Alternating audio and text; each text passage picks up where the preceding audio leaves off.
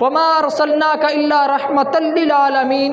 یہاں پہ لفظ رحمت حضور نبی کریم صلی اللہ علیہ وسلم کی ذات کے لیے استعمال ہوا ہے، تو جب لفظ رحمت اللہ کے نبی کی طرف منسوب ہو اس وقت رقت قلب معنی بھی مراد ہوگا، تعاطف بھی مراد ہوگا، اور جب لفظ رحمت کی نسبت اللہ تعالیٰ کی ذات کی جانب ہوگی اس وقت صرف اور صرف احسان، مہربانی، شفقت اور محبت کا معنی مراد ہوگا۔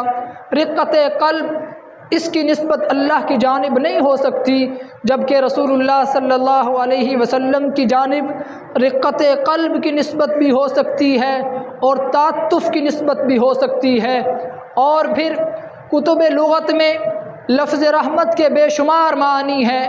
اس کا ایک معنی کرم بھی ہے، اس کا ایک معنی رحمت بھی ہے، اس کا ایک معنی مہربانی بھی ہے، شفقت بھی ہے، مودت بھی ہے، اور یہ ساری کی ساری چیزیں جناب محمد مصطفیٰ صلی اللہ علیہ وسلم نے بطریق اتم موجود ہیں۔